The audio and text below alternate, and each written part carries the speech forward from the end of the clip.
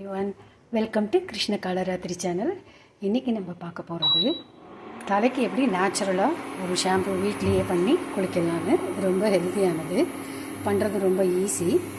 ஆக்சுவலாக இதுக்கு தேவையான இன்க்ரீடியன்ட்ஸ் இப்போ பார்க்கலாம், என்னென்ன போட்டு நம்ம இதை பண்ணுறோன்ட்டு.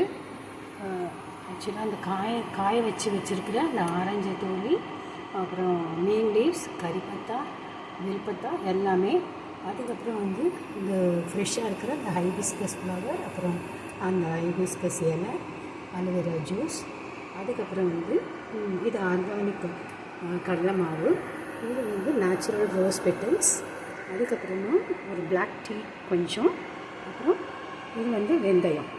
இது எல்லாத்தையும் போட்டு இந்த மாதிரி ரொம்ப சூப்பராக கொதிக்க வச்சுட்டு நல்லா ஒரு 2 to 3 minutes, இல்லைன்னா ஒரு 5 நிமிஷம் கூட நல்லா கொதிக்க வச்சிங்கன்னா அந்த இதில் இருக்கிற இதெல்லாம் எக்ஸ்ட்ராக்டெல்லாம் கிடைக்கும் நமக்கு. அப்படி நம்ம எக்ஸ்ட்ராக்ட் பண்ணி உங்களுக்கு காமிக்கிறதுக்காக நான் கொஞ்சம் எடுத்து வச்சுருக்கேன். இது பார்த்திங்கன்னா இந்த மாதிரி வரும். இப்போ இந்த ஜூஸ் இது எக்ஸ்ட்ராக்ட் பண்ணி எடுக்கும்போது இப்படி ஒரு ப்ளெயின் கலரில் ஒரு நல்ல ஒரு கன்சிஸ்டன்சியில் கிடைக்கும். அதோடு நம்ம இந்த கடலை மாவை சேர்த்து இப்படி பேஸ்ட் பண்ணி நம்ம தேய்ச்சி குளித்தோம்னா, ஆக்சுவலாக குளிச்சுட்டு வரும்போதே நம்ம தலை அப்படியே காஞ்சிடும், ஷாம்பு போட்டு குளித்த மாதிரி.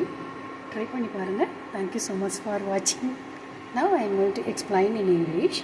Actually, these are all the ingredients which we can make a natural shampoo at home. And this one dried orange peels, and curry patta leaves, bilpatra leaves, neem leaves. Then this one is aloe vera juice and natural hibiscus leaf and flower.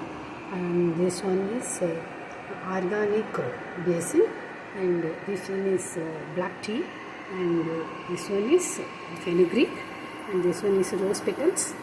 And you have to add everything within water, and you have to boil this one for at least minimum 5 minutes. Then you can get extract. You can water this one in this consistency, just like honey consistency you can get. Then mix with basin, then you will get like this. This is your natural shampoo ready. And instead of basin, you can use that moong dal also, whole moong dal in green color, and you should chop that one overnight and mix with the rose petals and fenugreek also. You can chop that. After that paste is ready, you can extract like this juice and add with that. Now you can get beautiful and natural shampoo. It's healthy also. Thank you so much for watching.